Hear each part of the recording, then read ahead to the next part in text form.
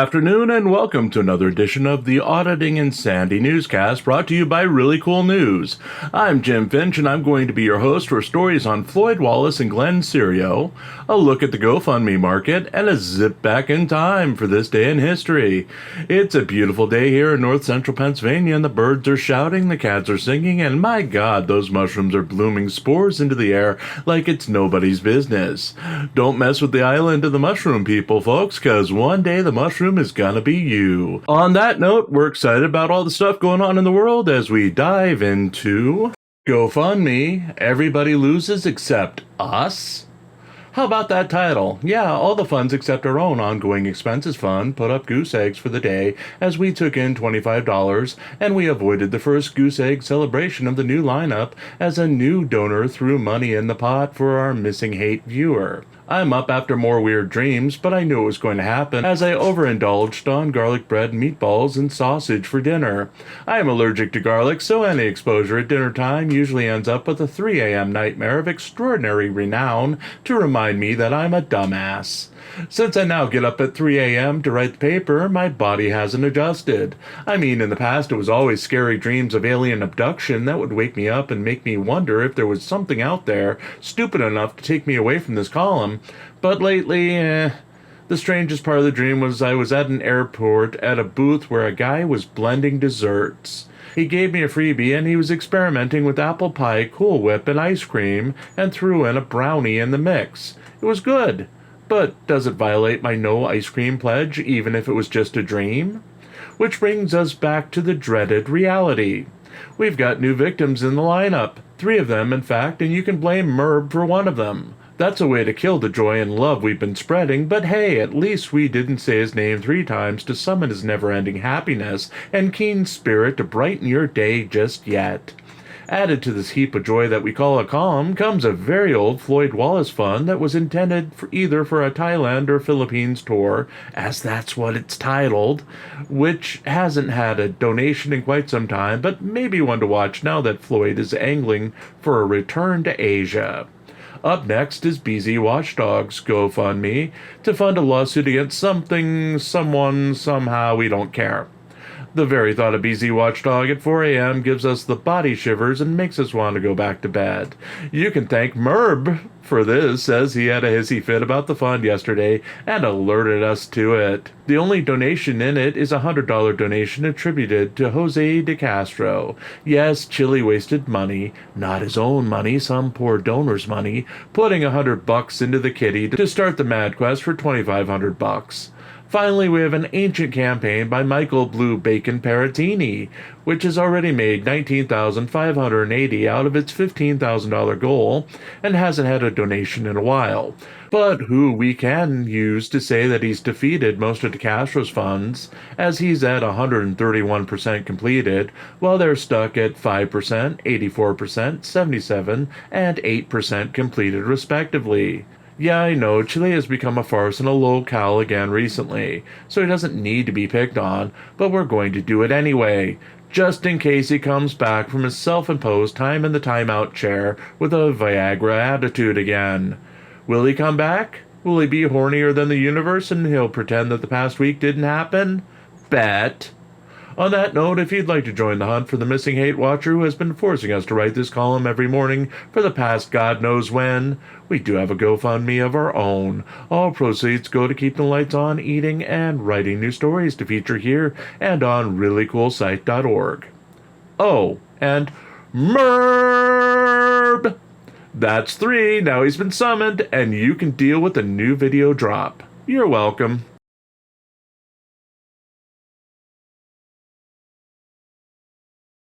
Tella Cline, Cerio notice was from 2019.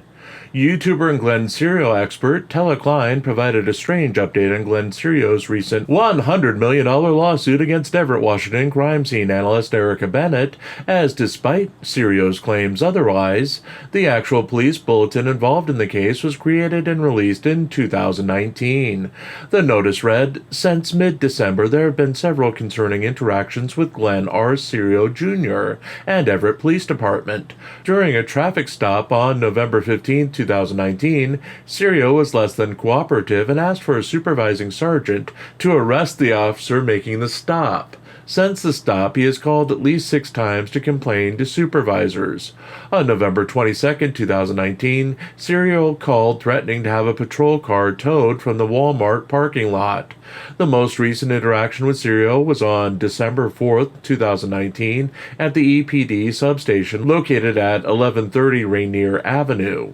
He was filming the interaction on his cell phone and told the officer, same officer that made the traffic stop on November 15, 2019, that he committed a felony and was going to jail.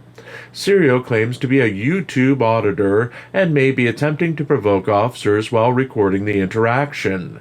His behavior appears to be escalating, and officers should use caution when dealing with him.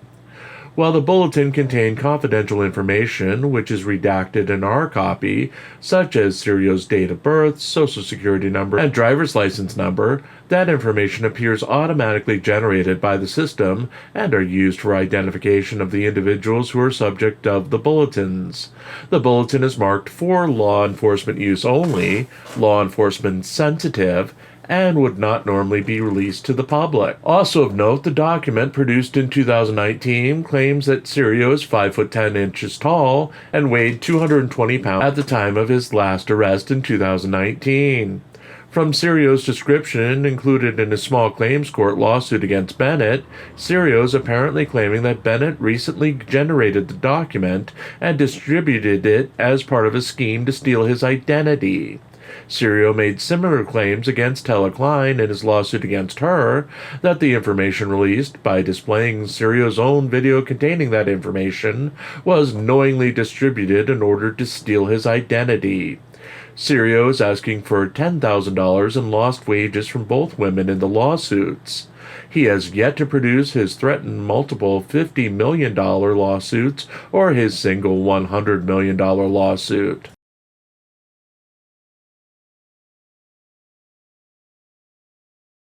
Floyd Wallace fundraises for Colombia trip again. YouTuber cheapskate and computer wizard Floyd Wallace livestreamed Sunday night with another of his never-ending failed fundraising campaigns for his trip to Colombia next month. You're not missing anything. He was originally going to go to Colombia this month, which was next month and last month, but now it's next month since we're in August and next month is September, and now he's planning on staying there until his birthday in December. For those unlucky enough to share his December 17th birthday, may God have mercy on your immortal souls. Floyd says he'll be in Brazil living it up for his birthday, so perhaps you should save up to share your birthday with the amazing Floyd Wallace this year and risk catching an STD as you've left the house and joined the new, low-risk world of passport broing. Wallace complained bitterly about being in the United States in this episode of his fundraiser. He said he felt like he was not valued or respected in the United States and that he was swearing off American women forever. Again. He was briefly joined on panel by a second member of the Passport Bro lifestyle, who confirmed that women in the United States were big meanie-heads who didn't deserve them, and they would both be much happier with the stress-free, sex-filled life of an American in a third-world country. But Wallace must deal with the court first. For the first time in a while, Wallace admitted that he couldn't get out of his upcoming court date in Norman, Oklahoma, and that he had hired a lawyer on a $1,500 flat fee that has been broken into a payment plan. In his new version of planned events for court later this month, Wallace admitted that the next hearing was set for a jury trial, but his attorney was going to offer prosecutors a form of a plea deal, either to drop the charges or let Wallace off with a minor punishment. Wallace said he watched the video of his arrest and found that he had done nothing wrong, and assured his fans that there was no way the state of Oklahoma would punish him for anything. The YouTuber then followed up the statement by noting that he would not be returning to auditing, as he couldn't risk an arrest now that he was so close to leaving the country again. Wallace announced that he started to upgrade his gear with the purchase of a $150 Dell laptop. He then announced that he was throwing out most of his clothing and replacing it with tighter outfits to look good while he was overseas. The fundraising livestream ended after about an hour, and no earnings total was given, though Wallace was again seeking $150 for his efforts.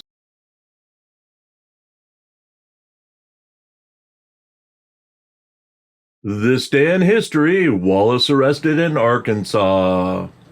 Jose Chile Castro brought the news that American treasurer Floyd Wallace, who had been auditing on his behalf, had been arrested in Texarkana, Arkansas for disorderly conduct, fleeing an assault of a police officer. This was the weird incident from last year where Wallace was standing in a shared police parking lot on the border between Texarkana, Texas and Texarkana, Arkansas. Wallace claimed that he wasn't doing anything in the police parking lot when a police officer approached him, kicked him twice, and put him in handcuffs after he dropped his wallet and went to retrieve it. The YouTuber would explain that he was doing a First Amendment audit in the parking lot when he was approached by the sheriff, who said that he knew what Wallace was doing, and when Wallace went to congratulate him for passing the audit, the officer attacked him. Wallace had bonds set at $245 each for the disorderly conduct and fleeing charges, and was waiting to see the judge before bond could be set on the assault charge. De Castro promised that he would hold fundraisers later in the week for the $490 plus whatever the bond would be for the assault charges. Once he was finished talking to Wallace, De Castro called the Texarkana, Arkansas jail and apparently threatened the police officer that he would come to the jail. While the officer asked for clarification and if De Castro really was threatening him, De Castro backtracked and said it was a threat to come to the jail and sue the officers involved in the wrongful arrest and incarceration of Wallace. Wallace would eventually make bond. The case was apparently resolved earlier this year, as Wallace has stopped talking about it as one of his pending cases that he needs to have taken care of before he can resume his passport pro lifestyle. The original version of the story is now available to read on ReallyCoolSite.org.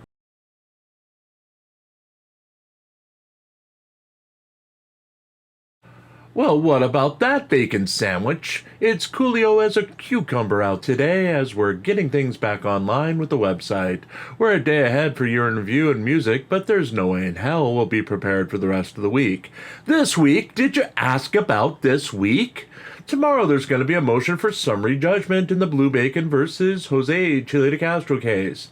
I don't think there's a chance in hell that the case will be over tomorrow, especially with Chile's new attorney coming on board, but one can hope.